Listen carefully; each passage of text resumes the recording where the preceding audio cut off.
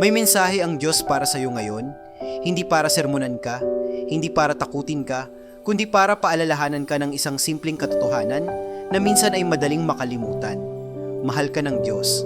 Hindi ito komplikado, hindi ito kondisyonal, at hindi mo kailangang ayusin muna ang lahat ng bagay sa buhay mo bago ito maging totoo. Kung pagod ka, kung maraming iniisip, o kung gusto mo lang ng kaunting liwanag, makinig ka lang. Dahan-dahan lang. May isang talata sa Biblia na tahimik pero napakalalim ang mensahe. Sinasabi doon, minahal kita ng walang hanggang pag-ibig. Ito ay mula sa aklat ni Jeremias, Kabanata 31, talata 3. Hindi sinabing minahal ka kapag maayos ka na. Hindi rin sinabing minahal ka kapag tama ang lahat ng desisyon mo. Ang sinabi ay walang hanggang pag-ibig. Ibig sabihin, hindi nauubos, hindi napuputol, at hindi nagbabago. Kahit may mga araw na pakiramdam mo ay kulang ka, ang pagmamahal ng Diyos ay buo pa rin. Nakikita ng Diyos ang araw-araw mong ginagawa, kahit hindi napapansin ng iba.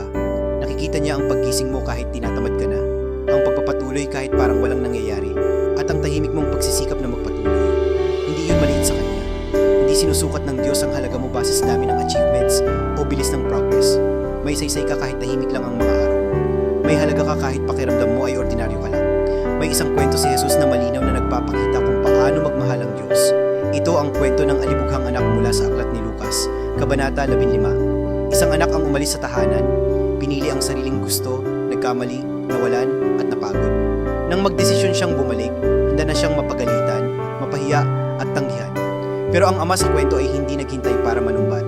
Tumakbo siya palapit, yumakap, at tinanggap ang anak ng buo. Hindi mo na tinanong kung saan napunta ang pera. Hindi mo na binilang ang pagkakamali. Iyon ang larawan ng pagmamahal ng Diyos. Hindi naghihintay para parusahan ka, kundi naghihintay para yakapin ka. Kung may tanong ka sa puso ngayon, kung nahuhuli ka na ba sa buhay, ito ang gustong ipaalala ng Diyos. Hindi ka late, hindi pare-pareho ang oras ng bawat tao, hindi pare-pareho ang takbo ng bawat kwento. Ang paghihintay ay hindi palaging pagkawala. Minsan paghahanda iyon. Kung ang kaya mo ngayon ay maliit na hakbang, sapat na iyon. Hindi minamadali ng Diyos ang mga bagay na mahalaga. Hindi rin bawal maging masaya kahit may pinagdadaanan. Hindi kasalanan ng tumawa, magpahinga o makaramdam ng gaan sa gitna ng buhay. Ang saya ay regalo rin ng Diyos. Kung may sandali kang masaya ngayon, yakapin mo iyon. May panahon para umiyak at may panahon din para ngumiti at pareho iyong may lugar sa puso ng Diyos. Kung pagod ka na, hindi ka mahina.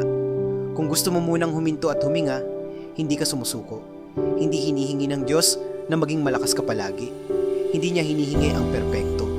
May pahinga para sa'yo, may espasyo para huminga. At kahit hindi malinaw ang susunod na hakbang, may gumagabay pa rin.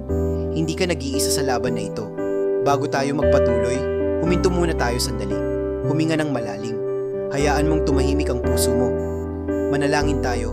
Ama sa langit, lumalapit kami sa iyo ngayon nang may tahimik at mapagpakumbabang puso. Salamat dahil sa gitna ng ingay ng mundo, nananatili kang tapat at mapagmahal. Salamat dahil hindi mo kami hinahanap para husgahan, kundi para yakapin. Salamat dahil ang pagmamahal mo ay hindi nagbabago kahit kami ay napapagod, nagkakamali, o nadidismaya sa aming sarili. Panginoon, inilalapit namin sa iyo ang bawat taong nakikinig ngayon. Ikaw ang nakakakita ng bigat na hindi nila masabi kahit kanino. Ikaw ang nakakaalam ng mga pagod na hindi halata, ng mga luha na tahimik lang pinupunasan, at ng mga tanong na matagal nang nasa puso. Inaanyayahan ka naming pumasok sa bawat bahagi ng kanilang buhay ngayon at punuin ito ng iyong kapayapaan. Kung may mga pusong mabigat dahil sa pangamba, hinihiling namin ang iyong kapayapaan na higit sa anumang unawa. Kung may mga pusong sugatan ng nakaraan, dalhin mo ang iyong kagalingan. Kung may mga pusong nawawalan ng pag-asa, ibalik mo ang liwanag at lakas na nagmumula sa iyo. Ipaalala mo sa kanila na hindi sila nag-iisa at hindi sila nakakalimutan.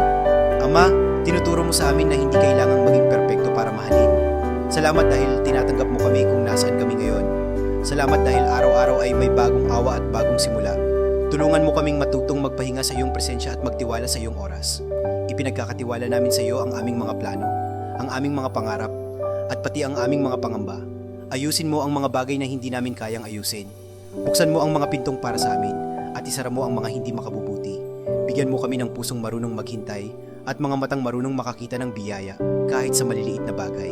Panginoon, punuin mo ang araw na ito ng iyong presensya. Gabayan mo ang bawat hakbang. Bigyan mo kami ng lakas kung kami ay mahina at ng pahinga kung kami ay pagod. At higit sa lahat, ipaalala mo sa amin araw-araw na kami ay minamahal mo. Hindi dahil sa aming nagagawa, kundi dahil kami ay iyong mga anak. Lahat ng ito ay iniaalay namin sa iyo nang may pasasalamat at pagtitiwala. Amen? Kung may dinadala ka sa puso mo ngayon, malaya kang mag-iwan ng prayer request sa comments. May magdarasal para sa iyo. At kung nakatulong ang mensaheng ito, i-follow ang page na ito para sa mas marami pang araw-araw na panalangin at mga paalala ng pag-ibig ng Diyos.